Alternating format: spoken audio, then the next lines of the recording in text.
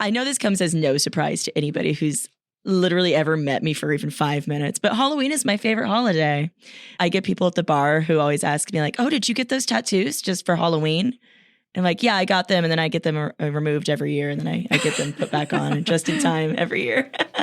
But I usually have at least, 3 costumes every year.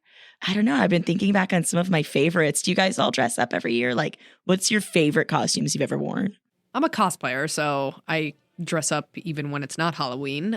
I've had a lot of costumes. One that stands out to me, and I don't know if it's my favorite, but I have a soft spot for it because it's so bizarre. I think I was probably 11 years old, and I decided I would be Gwen Stefani for Halloween. So, and this is like Gwen Stefani of No Doubt era. So I had like a bunch of little tiny twists on my head and like a little crop top with tons of glitter on my hair and face and everything. And I just remember no one knew who I was. But I didn't care. I thought I was so cool. I felt like I was like really grown up, you know? And that year I went to Tempe, like Mill Avenue, to some Halloween block party. How old were you? I was 11. I went with like my friend and her parents. And I remember it was like all the ASU kids were there and people were like 99% naked. And I remember thinking like, I shouldn't be here, but I felt really cool all the same. So yeah, Gwen Stefani is probably a top Halloween costume of mine. Nice. For me, I don't know. It's a hit or miss for me if I dress up every year. I would like to dress up, but I don't go all in on my costumes. But my favorite costume would probably have to be my freshman year of college. And I was Sandy from Grease. Oh, that sounds cute. Yes, I had the whole like latex leggings, the red heels. So you were naughty Sandy, not pure the end of the Sandra movie D. Sandy. Okay. Yeah, and then the whole like off the shoulder black shirt, curly hair and everything. And yeah, I was going to a Halloween party and it was very fun. That's probably my favorite costume. That's one of my favorite movies too. So I've always wanted to play her. I was Sandy from Grease when I was like 14. And now I'm wondering if like every white blonde haired girl has been Sandy from Grease at some point. Yes, I would think so. Or some other pink lady. Yeah. It's just an easy go-to, I feel like, because you can honestly wear the clothes just pull it out of your closet. Yeah, exactly. So easy go-to. Yeah, I didn't start doing Halloween until my adult years. And when I started doing it, I like to get in character. So like sometimes like Bree and I, we have like tradition where we would go to the bowling alley in our costumes, like once as a pirate, another time as like Vince Vega. But there was one time a while ago where I created this character out of just stuff that was in my room. And his name was Magner. And Magner had a mannequin named Pacific. Okay. I had a mannequin named Pacific. So Pacific, when the moon is full and the ocean was at its strongest, it was Magner's responsibility to sacrifice a heart to put in Pacific. Okay. So that no idea where this is going. All right. Yeah. So you sacrificed hearts that year. Well, yeah. And then, so in his mind, like the mannequin would live until like the heart would be drained and the moon wouldn't be in the sky anymore. Obviously. Right. But I went to a party like that. And I was like in this character and my friend was with me and I had like a chain because I used to wear a lot of chains just as an accessory. And I wrapped Pacific in a chain like through like her arms and just dragged her to this party, which was like, it was like in Venice when I was like living in that area and it was just like down the block around the corner. And very soon after arriving there, I realized that being this character would probably not be a good idea. This is horrifying and no one knows who I am. Yeah. So. I love that it took you to actually get to the party to realize this isn't a good idea. Well, I was with my This is friend and like ridiculous. they know me because we like grew up together and they're like, oh yeah, this is just Alex doing Alex. But then, yeah, I got in front of strangers and I can tell very quickly that people were kind of creeped out. Bring back Magnar. There's pictures on Facebook somewhere. I'm going to scroll for these. Like I said, I'm obsessed with Halloween. Some of my favorites I was Shauna of the Dead one year. So I did like a gender bent Shauna of the Dead. And I was like, you got red on you. And I had like the, what's that sport The cricket. I had a cricket bat and I had like a tie around my head and I had the little like name tag from the store he works at. I was Elvira in 2019. 2018, me and my friends were the 4 horsewomen of the apocalypse and I was Death. That was probably my favorite one. You guys mentioned being like freshman year of college. It's always funny thinking of those memories. Like you get to freshman year of college and you're like, finally, I can be a slut for Halloween. And my costumes those first couple years of college were basically lingerie. Like no thought put into them, just like. Oh, wait, I was a slut one Halloween. Now that I think about it. Yeah, that was your costume. You were just in like raw army booty shorts. No, there's Facebook. There's pictures on Facebook too. But yeah, oh, wow. It's that first year that you finally get out to be on your own. I was in college. Yep, see college. You got to be a slut for Halloween. It was Salem, so everybody, that was a party.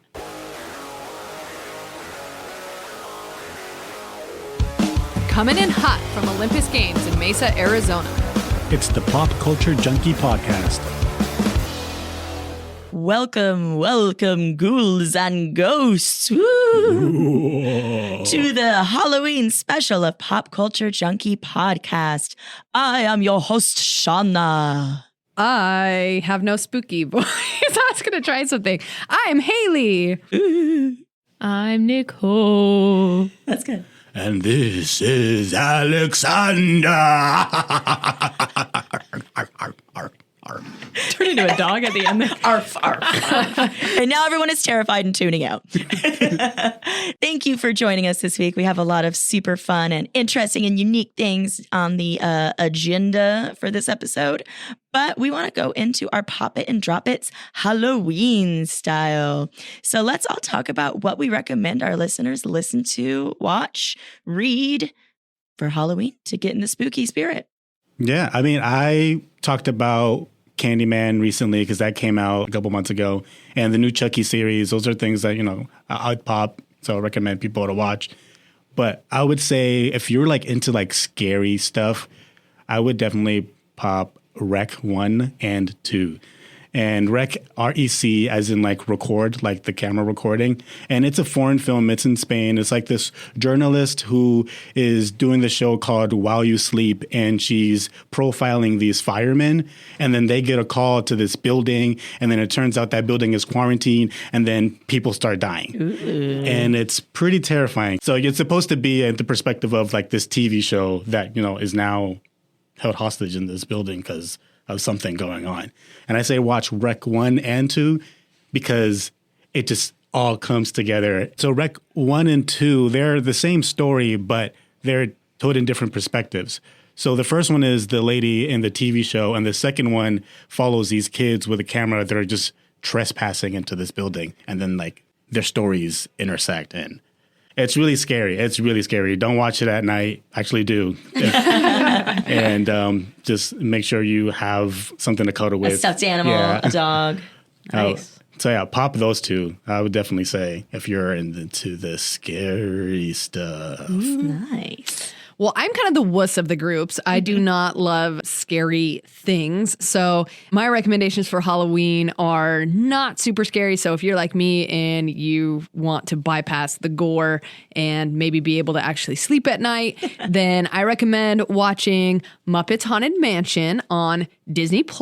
It is a 1 hour long Halloween special with all the Muppets that you know and love. It also has Will Arnett as the ghost host and Taraji P. Henson. And it's got all the things that you know and love about the Haunted Mansion ride. So if you're like a Disney freak like me and you can recite, grim grinning ghosts, then you're going to love it. And if you are into the Muppets at all, then you're going to love it. And it's family friendly. It's funny. It's got jokes for kids and adults. And then something maybe a little less family friendly, but still in that same realm. Season 2 of Lock and Key just dropped on Netflix. Season 1, my husband and I binged a few months back. So we were really looking forward to season 2 coming out, based on a graphic novel. And it's kind of, I would compare it to like Stranger Things, where it's kind of spooky and kind of creepy, a lot of suspense, but not like horrifying by any means. And it's got a family in it, the Locks, and so you're dealing with like high schoolers who are really played by like 30-year-olds, but whatever. And it's really good. I'm 3 episodes into the second season, and it's kind of the perfect thing to be watching right now for Halloween. So check it out on Netflix. For me, this is kind of an obvious one. The movie Halloween, I definitely would recommend the 1978 one, though, which was produced by John Carpenter. That is by far my favorite one out of all of them. I think the first movie out of any series is always the best one. But if you have no idea what I'm talking about, it's Michael Myers, and he starts out with killing his sister, and then after that, he's just obsessed with killing people. But he's targeting Jamie Lee Curtis, and has been for 40 years now, and she's still alive, so he's not very good at his job. No. Spoiler alert. Yeah. But if you're looking for a classic movie, definitely recommend that. You can find it if you have like on demand on your TV. It's always on AMC on demand, and I'm sure you could find it elsewhere. It's pretty easy to find. And then for something more on the reality TV, I'm obsessed with Ghost Adventures. It's on Travel Channel. But the episode that I'm going to be recommending is going to be on Discovery Plus, and it is the Ghost Adventures going to the Cecil Hotel in Los Angeles. Oh, yes. And that one is pretty spooky. I'm kind of not obsessed with the Elisa Lam case, but I'm very intrigued by the whole Cecil Hotel investigation. So this one definitely stood out to me. I got Discovery Plus just for this episode and then canceled my subscription right when I finished. But if you are interested in that case, they are locked down in the Cecil Hotel for 24 hours and go into her room where she stayed in, the places that she was last seen, the water tank and everything. So yeah, if you're into true crime and stuff like that, I would definitely recommend this episode on Discovery Plus. Nice. The films that I am going to recommend for Halloween are the Evil Dead franchise. So anybody not familiar, the first film, The Evil Dead, came out in 1981. It was directed by Sam Raimi, starred Bruce Campbell. And then in 1987, The Evil Dead 2 came out, but it's honestly just kind of a retelling of Evil Dead 1. The movies are super slapstick, disgusting, super over the top with body parts and guts, but in like not in a scary way. I don't know. Have any of you guys seen The Evil Dead? No. I'm familiar with it You because of Bruce Campbell. Yeah. But like, it's slapstick, it's goofy, it's ridiculous, it's scary, but in a way, like when I first started dating my husband, I didn't like scary movies, which is strange knowing me now. And I was like, I don't know, something called The Evil Dead sounds really scary. And he's like, I swear to God, Shauna, you're going to watch this movie and like feel like an idiot later because it's not scary in the slightest. That's what I felt about iZombie. You're right. So there's The Evil Dead, The Evil Dead 2, and then there's a movie called Army of Darkness. So it takes the main character, Ash, Bruce Campbell. Didn't this spawn like a show called Ash versus the Evil Dead? Isn't Yes. that connected to this? Okay. So Army of Darkness comes out in 1993, and it's Ash going back to England in 1300 AD. And it's just slapstick and action and horror, and he fights a skeleton army. And then, yes, there is a TV show called Ash versus the Evil Dead that came out in 2015. And I watched a couple episodes of that, but kind of fell off. But the entire series is just hilarious, but also grotesque and horrifying. So definitely going to pop that. Another thing that I would suggest watching is the Buffy Halloween episode. So Buffy has a couple Halloween episodes that are really good, but the first one from season 2 is probably my favorite. It's called Halloween, season 2, episode 6. Buffy's feeling kind of bad that like she's not as girly and maybe Angel won't like me because I'm not girly enough, or I'm not like the women he's used to from his time period. So she rents this ball gown from the costume shop Little does she know it's a magical costume shop, and everybody who rents their costumes there turns into the characters. So Buffy turns into this damsel in distress who doesn't know how to slay monsters anymore. The entire high school rented their costumes from this shop. Of course they did. Right. Yes, so they all turn into ghouls and goblins and demons all night. And Buffy's just scared in this pink dress and doesn't know what to do. And it's really funny. And it's a really, I mean, if you like Halloween, but yeah, you don't want any heads blowing up or guts or gore, then watch some Buffy the Vampire Slayer, some 90s throwback stuff. Yeah. I remember that episode. I love that episode. Thank you for bringing that back into my memory. Absolutely. And then Willow was trying to be sexy for the first time for Halloween. So she literally just kind of dresses like a sexy lady. I don't even know what her costume's supposed to be. But then she wimps out and puts like a sheet over her head last minute with the circles cut out to be a ghost. And so when she turns into her costume, she turns into a ghost. But she's just kind of a sexy ghost, which is a #mood. Yeah. And Xander becomes a soldier and is actually like kind of hardcore for the first time. Right. Ever. He actually like retains his soldier memories throughout the rest of the series too, whenever the plot allows it. I remember how to hold a gun correctly from that 3-hour time I was a soldier for Halloween. So gonna pop Buffy Halloween episode. So there was a news article that really, took over the entire week. It was the tragedy that happened on the set of Alec Baldwin's movie Rust. He was given what he thought, I suppose, was a cold or a prop gun, ended up firing it and killing the cinematographer Helena Hutchins and injuring one other person on set as well. So, just ridiculous tragedy. I can't even imagine, but God, just like, how did this even happen? Yeah, this story was crazy when I first saw it, and some of the photos of Alec Baldwin immediately in the aftermath, which I felt so uncomfortable even looking at.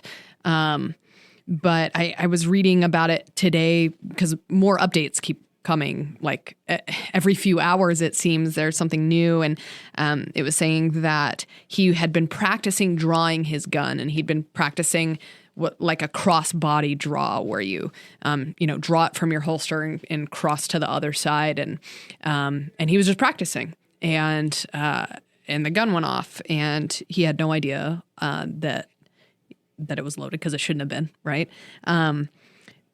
But what's crazy is hearing about all of the other stuff that had happened leading up to this. Like, there were 2 accidental discharges reported in the days before leading up to this. Yeah. I missed that.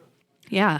And several reports of crew members doing something called plinking, where you go out and you shoot live rounds at beer cans and stuff. With, I heard, maybe even the gun that he shot might have been used as one of those that they were, actually was loaded at some point with live ammunition. Right. And I think the bullet hit the cinematographer because they were working on a sort of like the shot was directed to the camera, right? Is that why? Is that? Oh, that's what I read today, is like, because initially I was like, why would he even be pointing in her direction? Yeah. But I think she must have been behind the camera and he was practicing that draw that you said and ended up firing in that direction. But why was the gun even loaded with a bullet? I know blanks can kill people too. People don't know that, but like blanks can actually, they have projectiles that come out of the gun, even if it's a quote blank. Yeah, according to everything I've read, it was live ammunition. To answer your question about how could this even happen, the article I was reading today was talking about how the armorer, so the person who was in charge of the weapons in the film, is a woman by the name of Hannah Gutierrez, who her film credits are next to nothing. She was working on another Western set to come out in the next couple years, I think, with Nicolas Cage. And outside of that, she had like one other credit from 2020. And it wasn't, I don't even think it was like acting in this capacity as an armorer. So I think inexperience from the production team has something to do with it. I know, I was reading about potential legal ramifications for Alec Baldwin because he is the producer of the film. Kind of fallout with maybe cutting corners or not hiring the most qualified staff. I don't know. Either way, it's a tragedy. Yeah. It almost sounds like somebody was slacking off. You know, either whether somebody was playing with the gun, put it down, and then they picked it up, or, you know, this new armor, this person that's supposed to be a specialist might not be as experienced as they need to be. I don't want to like blame anybody because I don't know. It's hard because it's a whole film crew, and I feel like in that process, at least I would hope that there are more than one people responsible, or at least aware, or at least trying to make sure that this is safe. Yeah, there can't just be the knowledge of that gun in one person's head. There has to be like multiple people who are surrounding like something so dangerous. I mean, this isn't even the first time that tragedies like this have happened on set. I just think of Brandon Lee in the set of The Crow was killed in a similar fashion. He was so young. I know that Mayor of Easttown producer Greg Sestero already banned anything with ammo, even blanks and prop guns on his sets. And then the producers of The Rookie and The Boys said that they're going to do the same going forward. So that's, you know, nice to hear at least. Yeah, I know Alec Baldwin went out with Helena's husband and son like the day or whatever after she got killed, and all the reports are saying that he looked so unwell. And my first thought, honestly, when I heard about this was, I hope somebody's like keeping an eye on him, because I would hate to see something happen to him because he feels guilty about all of this. But yeah, I just hope that he's doing well. There was a rumor going around, I have no idea if this is true or not, so correct me if I'm wrong, that he was in the Hamptons like the day after it happened, but I don't know if that's completely true or not. But I was like, he could have a home there and like be there and coping with everything that happened. But I mean, because someone's dead, that means that somebody gets charged with like what, manslaughter or something? Oh, I mean, right now it doesn't look like anyone's going to necessarily get charged with with like manslaughter or a wrongful death or something, but you know, endangerment and whatever other things potentially happening on set, and it could be, you know, crew and production team. And I'm so confused why in 2021 this was ever even a thing. Like, why even use blanks? Why even? I mean, we have the technology. Like, if you can build an entire world for Loki to go trance through, like on streaming television, you can certainly, you know, CG a pop of a gun. Yeah, it just doesn't make sense. Add some sound effects in there. Yeah. No, I completely agree. I can't even, like, and what you were saying, Nicole, like, I can't even imagine the headspace that Alec Baldwin might be in right now, and just like having to live with that and her family. So, and especially all the, I don't know if you guys have seen it on Twitter, but like all the jokes that are being made towards him now because of his previous tweets and things that he's said about gun control and previous president and everything like that. And now people are coming towards him and making jokes and comments. So it's just crazy to see. Can we not make tragedies like political people? Like, Jesus Christ. Like, a woman is dead. Like, just, and somebody else injured. What was it? The AD, right? Yeah, the director, Joel Souza, was injured also. Yeah. I think he was released, thankfully, from the hospital. So, but yeah, I read that this prop went through multiple people on set, not just who you mentioned, Hannah Gutierrez, you said. It was not just her. It was multiple other people on this set. And that's what I'm saying. Prop had to go through in order for him to have it in his hands. If it's in your hands, like, I feel like the first thing you do is examine it and like make sure like you understand, like, I don't know. I think, well, hopefully now this would encourage people to really like check and like make sure that if we are using, you know, firearms of any sort of capacity, to ensure that it's safe. Right. I mean, but if I was an actor and somebody handed me a gun and was like, this is a prop gun, I'd be like, are you sure this is a prop gun? It's cool. This is good. All right. And I would trust their word, because I mean, I'm pretty inexperienced with guns. And so I would have been like, how do I check? And, you know, like I would just, at some point, trust the word of the people who are supposed to be doing this for a living and who you hired to make sure that you know, everybody's safe. Absolutely. And I think this year has brought to light a lot of the unsafe conditions that, you know, crew and production have to experience behind the scenes of these things that we love so much. And it's an, you know, important reminder that if they're not safe and they're not taken care of, then like none of this matters. Like, exactly. You know, I don't know. Nothing is worth, you know, someone's life. Exactly. Do you think they're going to continue with the making of the movie? How much of it is done? I was looking at Helena Hutchins' Instagram, and it looks like they started filming maybe at some point in October, September. Like Yeah. it I feel like hasn't it's been new. Yeah. Because the casting announcement for Jensen Ackles was like really recent. So I feel like they're A part still of me really hopes early. that it does finish. One, in honor of her, and just, but I mean, it's so hard because, like imagine how Alec Baldwin feels and like having to come back to that. Yeah. Maybe it's delayed or something. But That's what I was thinking. I was thinking, if anything, it'll probably start refilming within at least a year, maybe even longer. But I don't even know if I see it finishing. Right, especially because we don't know what kind of lawsuits are going to be coming down the line. Yeah. I mean, we mentioned like some of the other crew members had walked off hours before the shooting due to unsafe conditions. So, I mean, I just see a whole slew of lawsuits coming down the pipeline for the studio against Alec Baldwin even. So I don't know if this thing's going to get off the road. Sure, because there's probably going to be a lot of investigations too now. For and sure. That'll take quite some time. Yeah, I mean, the investigation, all the news and information surrounding this, it's all still coming out. It's very new. It's very fresh. And so news continues to change, and we'll just keep following the updates and see what happens. Hi, I'm Hayley the Brave, teacher and mom by day, cosplayer and pop culture junkie by, well, also by day. I'm obsessed with all things fandom, and I love to talk about it. So join me and some of my friends as we geek out about TV, movies, music, and all the awesome things that make life worth living. Listen to my podcast, 30 Nerdy and Thriving, available now on all major streaming platforms.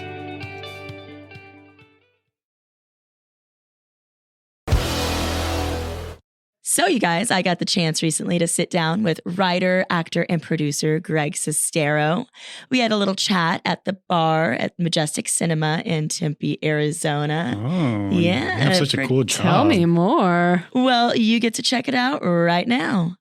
Hello, dear listeners. This is your Junkie Shauna. I'm hanging out at Majestic Cinema in Tempe. I am joined by a very special guest tonight. I am with actor, writer, producer, all-around cool dude, Greg Sestero. Thanks for joining us, Greg. Thanks for having me. Greg is best known as Mark in the cult hit The Room, but he also is an accomplished producer and writer. He wrote The Disaster Artist, so got lots of accolades going on there, Greg. Yeah, I started with a great foundation. I mean, not every day you get to co-star in the worst film ever made, but it's been a great ride, and it's been a really fun challenge, because when you start below the bottom, you can only go up. There's nowhere to go but up. And that's kind of been a trend in my life, actually, because I've always been quiet and shy and on the outskirts. And it reminded me when I was a freshman in high school. I loved baseball. I was a pitcher, and we had tryouts, and I never really spoke up that I was a pitcher, so I got cut. And I remember looking at the coach and going, no, this isn't right. They haven't seen what I can do. And so I waited till everybody left, and I went up to the coach and I said, hey, I'm a pitcher. You haven't given me a chance. And they looked at each other and they're like, all right, Do it then. Go to the mound. Yeah. Let's try. And I threw 3 pitches, and he said, I'll see you tomorrow. Yes. And so that's sort of been the theme for me, is like, I wait until things get really bad and like dire, and then I turn on and go for it. So I feel like that's kind of what I did with acting. It kind of let people underestimate you for a minute and then be like, boom, no, I'm actually pretty good at this. Yeah, I mean, there's no greater challenge than someone saying you can't do something. And to me, you either prove them right or prove them wrong. And so it was a great chance with The Disaster Artist, with the book, because people saw this movie, and I knew the story behind it was amazing. And I love Hollywood stories. Some of my favorite movies are like Ed Wood, Sunset Boulevard, Boogie Nights, and I thought that's what this story could be. So I went all out and thought, hey, let's tell the story, and let's get a great movie made out of the story, and then the tables are turned. So it's been a really fun adventure. Did you know that you wanted to be an actor, from childhood? Like when I was little, I always used to say, I'm going to be a movie star someday. Like, was that you? Or was it baseball? So I love sports. I was a huge baseball fan, football fan, but I remember I loved the movie Home Alone when I saw it as a kid. It just was like, one of those things that when I left the theater, you know, you wanted to live in that world. And so order all the pizzas you want. yeah, I was just like getting to be in that environment. I love the score from John Williams. It just had a magic to it. And so I took a trip to Disney World and I fell in love with that whole thing, you know, the whole world there. And I came back to school and I was really sad. And I just thought, I don't want to be in school. I'd rather be in Disney World. And so I don't know why I did it, but I Home Alone came on. I rewatched it and I started to write a script. And it was going to be a sequel, Home Alone Lost in Disney World. So we would film in Disney World and I would be Kevin McAllister's best friend, who's a couple years older. And the Wet Bandits have escaped prison and they're now janitors at Walt Disney World. Oh my gosh. Who we run into and they chase us around the park and we have to go on all the rides to get away from them. And there's this big climax at the water park that I went to that I loved called Typhoon Lagoon that has like a real wave thing. And I just went for it. Like I spent 2 months instead of doing homework, writing the script, tracked down John Hughes, 20th Century Fox. I sent the script to his production office in Chicago. And I was like, okay, I'm just waiting for the contract. Like this is going to happen. Yeah, for me this is now. going to happen. I stopped studying because I was like, what do I need school just dropping for? out of school. I had dreams that John Hughes pulled up to my house in a red Ford Explorer to sign a contract. Like I believe this so much. Get this kid out of elementary school. I need him right now. And I got a letter back from him talking about how he thought it was such a beautiful idea that I decided to write to him and write the script. Obviously the script sucked, so it didn't get made, but it was there that I was like, I want to make movies and I want to write and tell stories. That is freaking adorable. I'm sure the script didn't suck. Well, the cover was really good. Actually, I revisited it recently because they announced a new Home Alone movie, and I looked at my cover. I was like, I drew better then than I could now. Like this is pretty legit, actually. Yeah, I did the whole Walt Disney World castle mixed in with the Home Alone title. That's adorable. And it was cool to see like how much I loved stories back then, and it's cool that I've ended up being able to do that. And that you've continued to love stories this entire time. That's amazing. So I went to a screening of The Room last night. I had seen it before, but it's different when you actually watch it on the big screen and you have all the spoons and shit that you're like throwing around. But you mentioned that your first language was French. That's incredible. Yeah, my mom is from Grenoble. So she moved here and met my dad, who's from Idaho, and they got married. And I grew up speaking French, and I have a French passport. I have family over there. Oh, wow. So I almost have like, what is it? Black Swan, White Swan. Like in French, I'm black. When I turn into a French guy, I'm like Black Swan. And when I'm here, I'm White Swan. So right. I have like a different personality when I'm French. Can you teach me how to say something really cool in French? I would say... Let's see. I think your tattoos are amazing. So I would say, j'adore tes bras. J'adore tes bras. That was terrible. J'adore tes bras. Des bras. Tes bras. Bras. Yeah. That's right. good. Thank you. Yeah. I didn't just say like, screw your mom or something really insulting. No, that'll be next. Okay, perfect. So speaking of the showing last night, I couldn't help but wonder, like, were you watching? Do you watch The Room every time you go? I never. I intro it. I meet you awesome people, tell some stories. I am gone until the lights are up.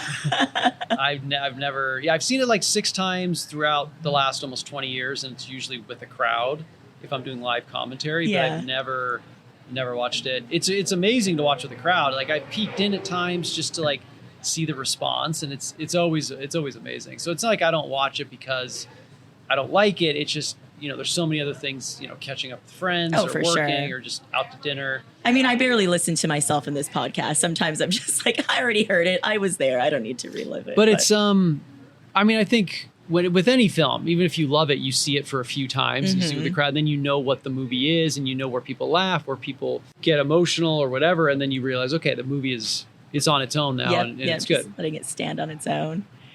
Something else you and I talked about before we started rolling were the interesting sound effects that were dubbed throughout the film. And you mentioned that they were recorded in a studio. So yeah, so we recorded these like horrendous like sex scenes where there's like 3 of them in the first 12 minutes. And they're so long. They're so long, and there's zero romance or like sexiness in them. First of all, in my first one, we're on a fake set staircase that's like wobbly.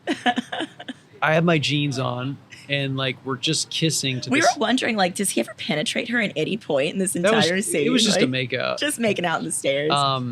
And so it was really hot when we were filming. Yeah, it was. And, you know, Lisa, the actress who, Juliet, she's like, let's put on some romantic music. Let's try to make this believable. And it just like didn't work for any of us. So when it came to post-production, it was like painful to watch. So the editor's like, let's get the actors in here and let's try to do some ADR and microphones and like pretend, you know, you're enjoying yourself and give some sounds. And so I was doing it and I was just watching the scene and I was so awkward. And I was like, ugh. And Tommy's like, you need to give passion, emotion. So we had been there for almost an hour and I was like, okay, I just need to give him what he wants. So I really went for it and was just doing the, and I was just thinking, okay, yeah, I was laying it on thick. I was like, nobody's going to see this movie anyway. So those scenes are really the ones I like cannot watch, because especially the second one that comes later in the film, which was never in the script. Tommy threw that in there because he's like, we need you on set that day because I was supposed to do a photo shoot somewhere else. And so he threw that in and we shot that. And that scene is just the most awkward, like painful scene to watch. I thought it was amazing. I don't know. I was super turned on the entire time. That's what can I say? My ADR moaning skills are pretty great. Pretty on point. Obviously, you're still friends with Tommy. Anybody else from the film that you keep in contact with? I mean, everyone like seems like they kind of taken it in stride. Like Juliet kind of does the circuits and stuff too. Yeah, right? everyone's like super cool. We all bonded. We all were doing our best. You know, we all were mid-20s and just trying to survive it. And so everyone's on really good terms, and we didn't expect anything from it. And it's just kind of baffling that 20 years later, this movie is still going. It seems like a great chance to like make some lifelong friends along the way. Like you all kind of bonded over this very strange experience. But I always say it's like we went through Vietnam together.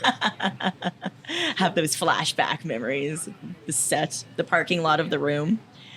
Let's talk about Best Friends. That was your other film that you made with Tommy, right? So, I mean, how did that come about? Did you guys just kind of come to the conclusion together, like, we should do this again? So I didn't really have any interest in revisiting that. I thought The Room was, again, amazing what it was doing, and I'd written the book, and I wanted to try to figure out what I was going to do next. And so I got invited to go see a test screening early on of The Disaster Artist, and I saw it with like a full crowd. And I thought it was so like touching in the right ways. And I thought people are going to see this movie and they're going to wonder what happened to these two guys. Mm-hmm. And also at the end, it kind of made me realize like I understood Tommy in a better way because I was removed from that story watching the film.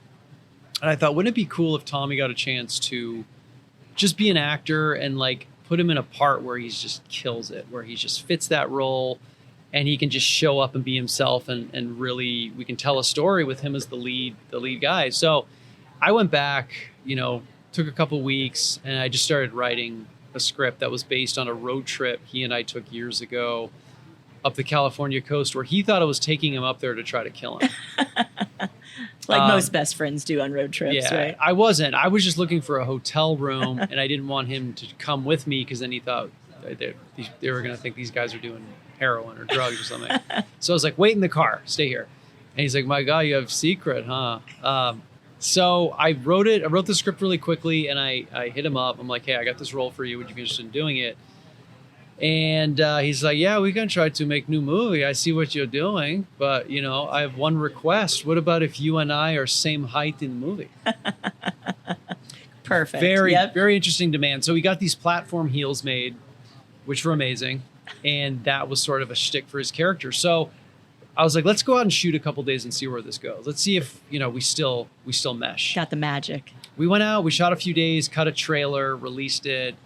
I was like, people were really excited. They're like, when can we see this? I was like, shit, now we got to go make it. Yep. But in those 2 days, I thought like there's something really interesting here that was refreshing. Like just go out and make a film and don't think about anything else after. Just see what happens. So we went out, we made this movie, and we went and showed it in London as like a private, advanced screening, and people loved it. They laughed. They really flipped for it. And Lionsgate picked it up, and it was released worldwide on streaming. And it was just really, it was cool to see. We'd go have like meetings with Lionsgate, and we'd go in there talking about releasing this film. And Tommy would go in there and start pitching a new movie. He's like, look, forget this yeah. one. He's like, fucking, I have a new project, and he was handing out scripts to everybody in the boardroom. I'm like, oh, here we go.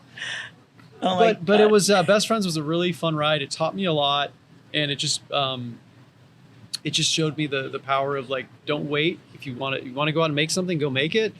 And I toured the world with it. I got to go to Russia and do festivals. Went to Australia. That's so cool. And it's a very different flavor to the room, but I think it's got some similar charm. Yeah. And it set up a great learning experience for me to continue to go on and make films. That's amazing. What are some of your favorite like places you got to visit? I mean, over the course of Russia was really really amazing. I didn't know too much about it. I heard mixed things, but Moscow, St. Petersburg were absolutely beautiful. People were great. We were treated so well.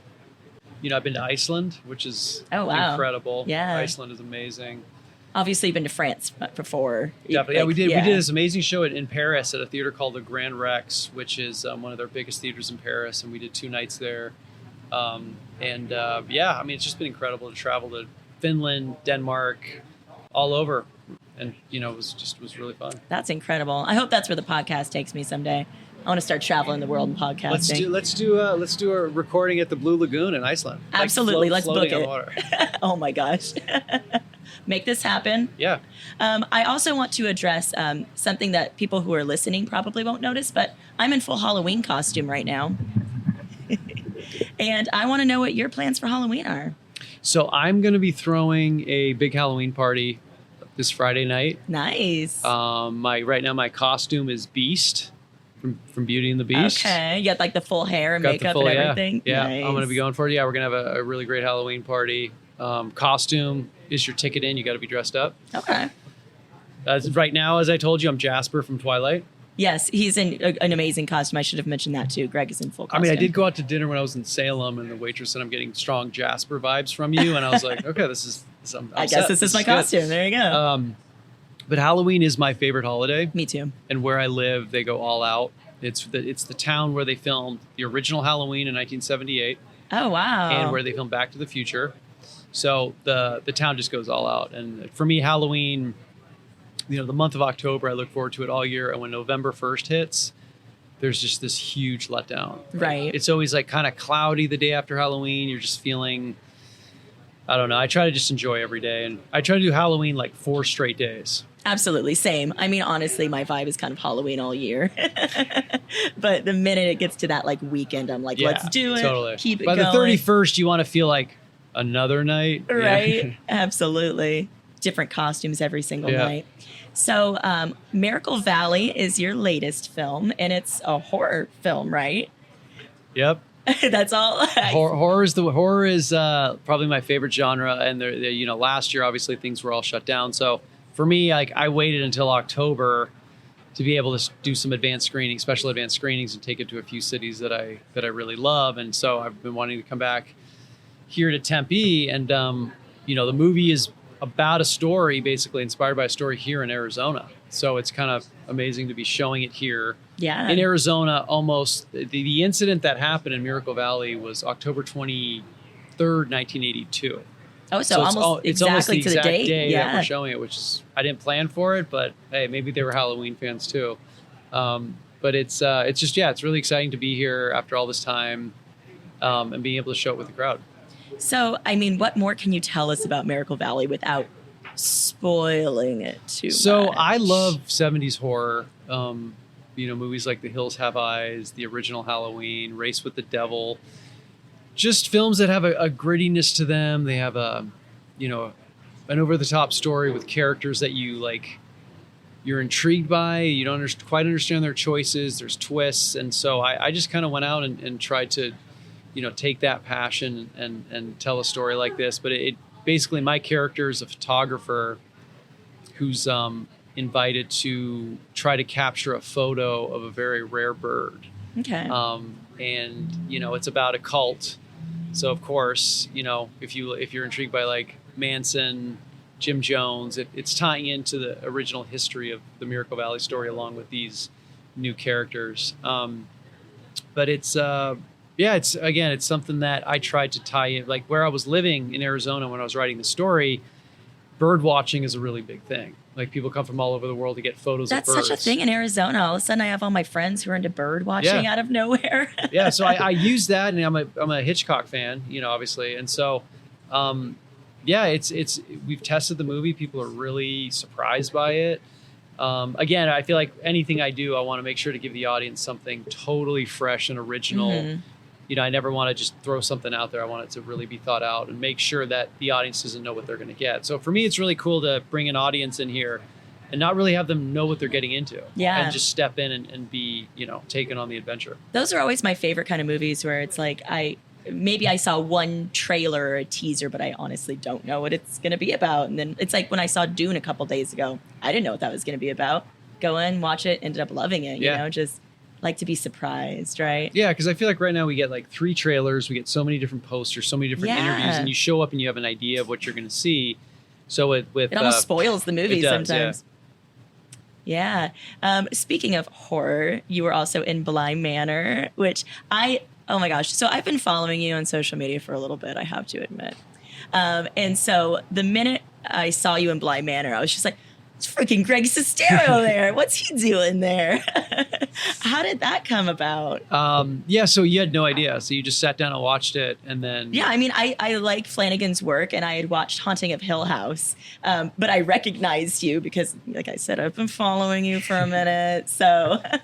That's funny. Yeah, it was an amazing experience just all together, the way that it happened. I was doing a horror convention in Indianapolis, and that year I decided, hey, horror is what I want to get into. And it's weird how when you put it out there and you say your thoughts, things start to come your way. So all of a sudden I got booked to do a horror convention in Indianapolis. And I thought it was kind of weird because I've never really done a horror. I did Do Bro Party Massacre 3, but that, Yeah. But so I showed up there. I'm sitting at my table. It's the first 3 hours I'm there, and this beautiful woman walks up to me. And she's like, I'm not a stalker. And I was like, okay. Like you can be if you want to. It's like, we can talk this out. We really can. And she's just like, my husband is a huge fan of you and your book. And he wants you to have a cameo in his new show. And so at this point, I thought maybe it might be porn. But she starts telling me who he is and the projects. And I just was like, wow, it's incredible. And so within 5 minutes, he messaged me and said, hey, I loved your book. I wanted to adapt it into a movie. But obviously, everything turned out great for you. I'd love for you to come in and do a cameo on the show. And he's like telling me which roles that are available. And I couldn't believe it. I just, basically picked it. Netflix approved. And I flew up to Vancouver and went up there for 2 different weeks at a time and just got to hang out and talk film and could be on the set. It was the crew was incredible. The sets were incredible. And it was, I knew how much people loved the show, and I got to work with Carla Gugino, and it was just such a fun time. And obviously it's crazy. It was Netflix's #1 show. Right. Yeah. And I had a blast doing it. And I'm so glad it brought you a surprise. That was the greatest thing is I see, again, you don't give people everything. You let some things come along as you're watching it, and you get a good surprise instead of promoting the hell out of it. Exactly. Like, I don't think you had posted anything on social media at that point, but I was already planning on watching the show. So when I saw you, it's like, I know that dude. And what I was happy about is it came in so soon. Yeah. It was like the first few minutes. It was, yeah. Because it's like so many people, they watch it and they take a break, but you were in there right away. Yeah, you're like immediately there. So that was cool. But no, it was incredible to be a part of something that people love so much. That's awesome. I do want to talk about your book, too, The Disaster Artist, that was obviously made into a film. I feel like a lot of people think this way, like, oh, if I ever became famous, who would play me in a movie? Like, to fan cast. Who would play Shauna in my life story someday? I know who I'd pick to play you. Oh, who? I think I'd cast Neve Campbell. Really? Thank you. Oh my goodness. It's a good choice, right? Is it just, you saw me yesterday outside of the clown makeup. I go off like my gut instinct. So something that pops into my mind, I just go with it. I will accept that. Thank you very much. She's wonderful and beautiful. Hi, Neve Campbell. Please come on the Pop Culture Junkie podcast. What was it like being on the set of The Disaster Artist and seeing somebody dressed up like you, playing you? The whole thing was incredible from... again, I had the vision of this story becoming a movie. And when I was writing the book, I was thinking of Javier Bardem as Tommy and Ryan Gosling as Greg. because I don't think Jasper was available at the time. But I'd seen Drive, and I kind of like that temperament. Oh, I love Drive. That's what I was thinking when I was writing the book. And then 3 weeks after the book came out, James Franco and Seth Rogen called. 3 weeks? It was 3 weeks after the book came out, and it was just so exciting. We had a great conference call, and I suggested James to play Tommy, and Tommy's like, it's not a bad idea. You make some good movie, James. You make some bad movie. That's okay. I think that's a fair assessment of James Franco's career. Honestly. Yeah. No, it was great, and then that's where he told us he thought of Dave as playing the brother. Was playing me, and so I'd seen 21 Jump Street, and I thought I enjoyed Dave, and so I was like, hey, so many books get optioned, so many books never get made into movies. Let's just, if he's passionate about it, let him use his passion, let him tell the story, and that meant a lot to him to work with his brother. So I showed up on set the first day, and they were like recreating scenes from The Room. It was just totally surreal. Yeah. I'd worked with the production designer to give them photos to try to recreate the room set, like right down to the exact dimensions. So when I walked in, it was like walking right into the set of The Room, which was, they did such an amazing job recreating sets, wardrobe. The team was great. They had done This Is the End and The Interview, and the production designer was incredible.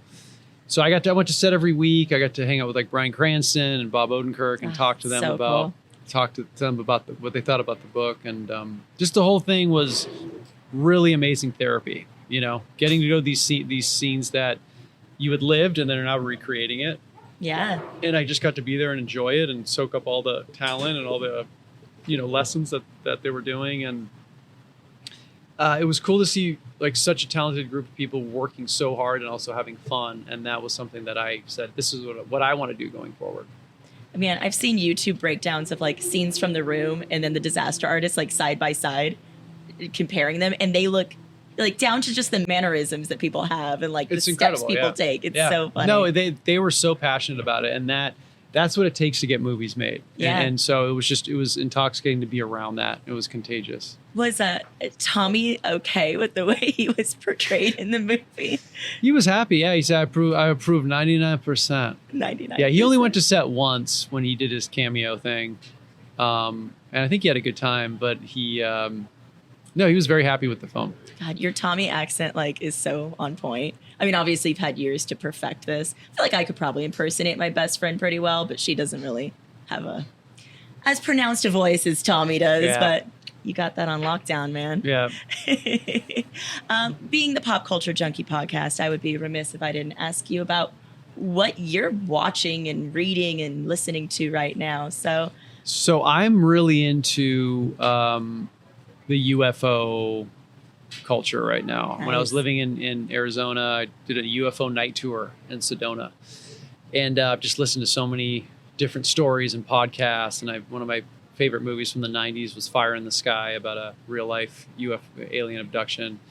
And so that during the pandemic, I wrote a new script, a UFO, based script based on a lot of different truth and all that. So I've been just going down the rabbit hole with that whole truth phenomenon. is out there. Yeah, it's just found really, really fascinating stuff. So that's what I've been really invested in and studying. It's just insane how much there is for the truth and believing and not believing. And so that's been a big part of what I've been doing. I really enjoyed You, the Netflix series, Nice. because I also wrote a social thriller about an experience I went through a few years ago that's similar to You.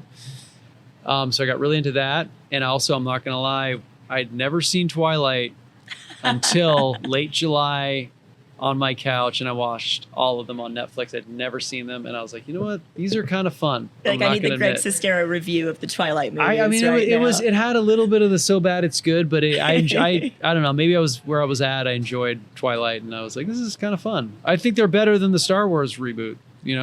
That is a hot take, Greg I think Sestero. so. I think it is. Oh my goodness. And then I loved The Queen's Gambit, which was also loved great. Queen's Gambit. So good. Midnight Mass was very well done, and even more inspiring as they made that, during the pandemic. So Absolutely. that was great to see. Midnight Mass, I mean, obviously I haven't seen Miracle Valley yet, But just from the trailer, kind of seems that like that religious kind of cult horror. Well, speaking of that, vibes. Tommy he's never seen Miracle Valley, hasn't seen even a clip, but Tommy calls it Midnight Valley. Oh. So hey, let's bring those two together. Like a little crossover world. Yep. Oh, that's incredible.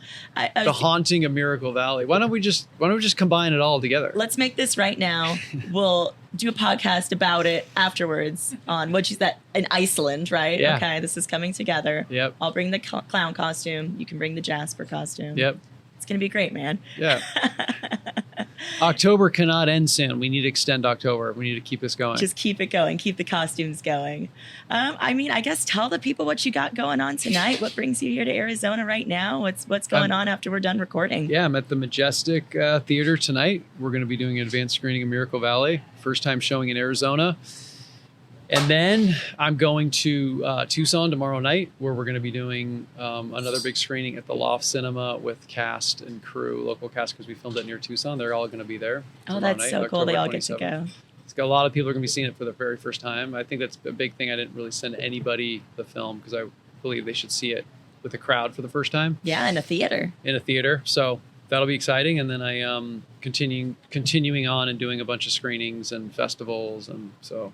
Wonderful. What do you think's next? I mean, you mentioned multiple scripts. You kind of got like the next sitting at home. Yeah, right? the next thing is going to be right now the script is called Forbidden Sky. It's the UFO movie, and we're going to be filming probably next year in El Paso, White Sands area, Iceland, mix of places. So hopefully that'll be for next year, and then hopefully for the 20-year anniversary of The Room, we'll release the UFO movie, because I think The Room is kind of a UFO movie. If you look at the rooftop, it kind of looks like we're floating through space. It really does. So we're gonna, tie it all together. And there are some unusual characters that just kind of pop in and out of the room.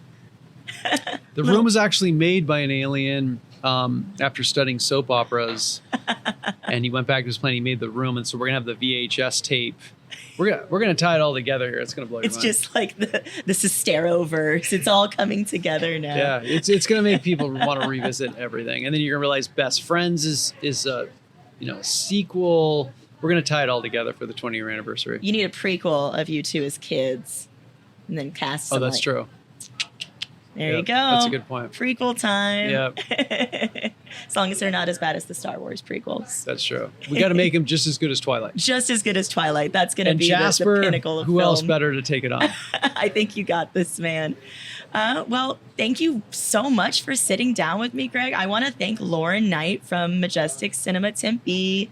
We love her here at Pop Culture Junkie Podcast. Please come back again soon, Lauren. She helped set this all up. But, I mean, I've been a fan for a while, so it was a pleasure. I was so excited to sit down and talk with you, Greg. And you were a great Johnny. You came on stage and did a great job. Oh, my God. So. That's true. Last night at the showing, he called people up to read portions of the original Room script. He's like, who's going to play Johnny? And I have zero shame. So I was like, absolutely me.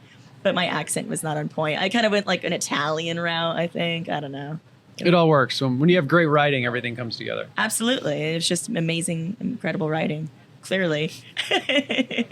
Well, thank you so much, Greg. And we hope to obviously get out there and see Miracle Valley soon. Yes. Thanks for having me. Oh, wait, one last thing. Yeah. Drop your social media links so everyone knows where to find you. It's just my name. It's at Greg Sestero. Easy enough. Awesome. Thank you very much. Thank you. That was a really cool interview. I know I enjoyed it because I enjoyed watching The Haunting of Bly Manor on Netflix. So just the fact that you were able to sit down and interview him is absolutely incredible. Yeah, dude, he was a really nice guy. He's super handsome, which I keep saying over and over to everybody. He's so handsome. But no, he's just a really nice guy. He was really personable. And I just can't imagine like getting your start being in the worst movie of all time, but he sure did. Shout out to Majestic Theaters for once again being there for Pop Culture Junkie. We love you guys. Thank you. Love you, Lauren.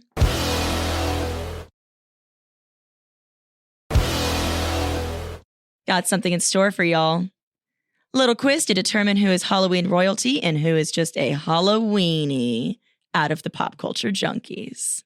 So, as you guys might know, Kevin Bacon was relatively unknown when he appeared in Friday the 13th. A lot of other well-known actors have appeared in some pretty famous horror franchises. So, we're going to play a game where I name a few famous actors and see which of you can guess whether they starred in one of the Halloween, Scream, Nightmare on Elm Street, or Chucky films. The winner gets to be the queen/king of Halloween. I mean, second place to me. I'm obviously the queen of Halloween. You can be on my, you can be the princess of Halloween. The loser gets their house TP'd by the winners. Oh, and if you win, you could be the king. I can be a princess. I don't care. Breaking down gender norms. Exactly. Absolutely. All right. So we're going to take turns guessing. We are going to start with Miss Hayley. I'm ready. All right. I hope this is an easy one, but you know crap about horror. I don't know anything about any of this stuff. All right. Johnny Depp appeared in one of the following. I know this one. Thank you. Halloween, Nightmare on Elm Street, Child's Play. Yeah, Johnny Depp got sucked into the bed by Freddy Krueger in A Nightmare on Elm Street. Ding, ding, ding. Yes. Nicely done. Wow. So you came in acting like you wasn't going to know anything. And already got Shout the first out to question ASU for letting me take a course on horror films. Thank you very much. That's going to be her only correct answer. I know nothing about horror films, but I took a course on horror films.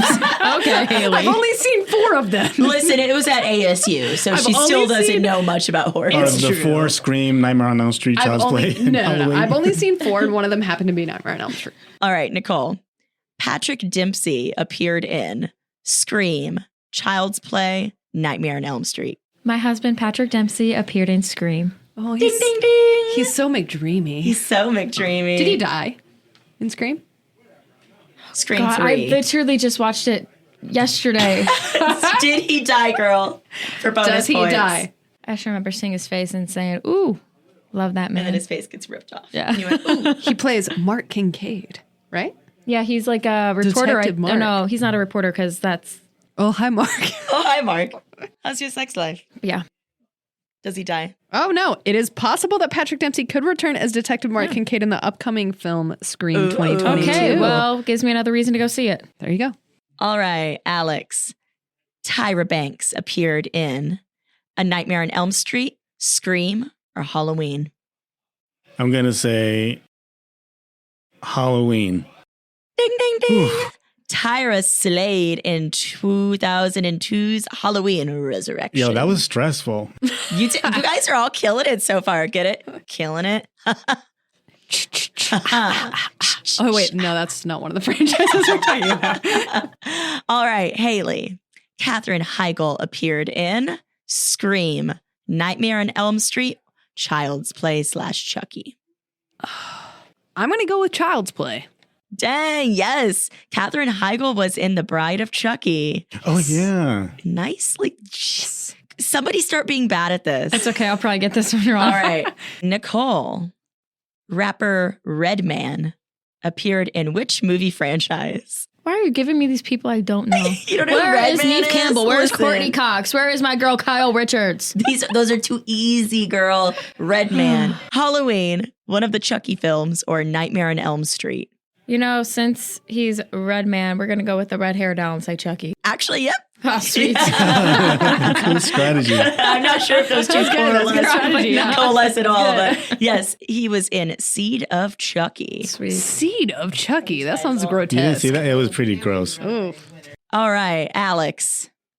Kristen Bell appeared in Halloween, Nightmare on Elm Street, Scream. Kristen Bell appeared on Nightmare on Elm Street. Which one was it, guys? I'm going to say Scream. Ding, ding, ding. I try to Kristen be, like, Bell was confident. in Scream 4. I knew it because Ghostface has a thing for blondes. He's got good taste. All right. Hayley the Brave. Paul Rudd appeared in Halloween, one of the Chucky films, or Scream. Nicole knows this, which means it's either Halloween or Scream. I mean, Paul Rudd. I'm going to go with Halloween. what? Yep. Oh. What?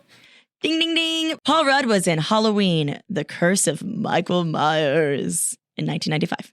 Oh, look at me. Wow, yeah. You Nicely got done. all questions right. Oh, yeah, because she studied horror. I, like the Arizona Cardinals, are undefeated. She literally has a degree in horror movies from ASU, guys. Yeah. You're kicked out. I was fooling you guys this whole time. Disqualified. I've seen every horror film ever made. Shenanigans. All right, Nicole. Lawrence Fishburne appeared in one of these: Scream, Nightmare on Elm Street, or Halloween. It's Morpheus from The Matrix, if that helps you at I all. don't think that's No, gonna I have help no her. idea who the hell this is. Lawrence Fishburne, a very famous actor in many films. Scream, Halloween, Nightmare on Elm Street. Okay. We're going to go with Scream. Nope. Fudge. All right, Alex or Haley? Okay, can I just stop answering? Because obviously I lost. I'm a sore loser. I'm going to give one to Alex. Nightmare on Elm Street. Yes, Lawrence Fishburne was in Nightmare on Elm Street 3, Dream Warriors, which is the dumbest title for a horror movie I've ever heard. Dream Warriors. Alex. Wait, no, I just went. No, you You stole. just got it. Oh, yeah. thanks. Michelle Williams starred in which of these? A Chucky film, Scream, or Halloween? Chucky. All right, who's stealing it? Shell Williams. Michelle Williams. Nicole. I don't She even know. doesn't even know. Give it a try. You got 50-50 here, girl. We're just going to go with Scream. No. What the hell? Michelle Williams starred in the 20th anniversary movie Halloween H2O. Okay, but who's literally seen any of the Halloween remakes of these H2O. movies? I remember that. They drink lots of water in that I movie. remember Halloween H2O. No one remembers Halloween H2O. All right, Haley. Jada Pinkett Smith appeared in which of these? One of the Chucky films, Nightmare on Elm Street, Scream. Jada Pinkett Smith. I'm going to go with Scream. Yes, she was in Scream 2. All right. We have one more question, even though Haley absolutely dominated. There's no chance that either of you could win. That's okay. I'm But all right I'm being gonna ask further anyway. humiliated. All right, Alex. Danny Trejo appeared in Nightmare on Elm Street, Scream, or Halloween. I'm going to say Halloween. Indeed, he was in the Halloween reboot from 2007. However, our Halloween princess is Haley the Brave. Well, congratulations, Haley. Thank you, everybody, for listening. That about wraps up our Halloween special. I hope everybody has a very fun, spooky, safe Halloween. Let's go through and tell the people where they can find us. You can find me, Haley, and all of my epic costumes on Instagram at 30NerdyThriving and on Twitter at 30NerdyPod. You can find me, Nicole, on Instagram and TikTok at Nicole_Eldridge and on Twitter at NAEldridge14. I'm Alex at ALCASNUN on Instagram and Twitter. You can find me, Shauna, on Instagram and Twitter at Shauna Trinidad, SHAUNATRINIDAD. You can find the Pop Culture Junkie website at popculturejunkie.com. Our Facebook is facebook.com/popculturejunkiepodcast.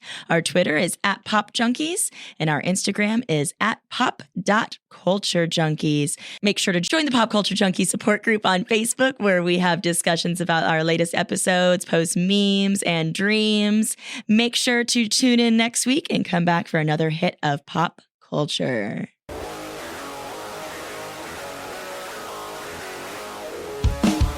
Pop Culture Junkie is a production of Pop Culture Entertainment Group. All rights reserved.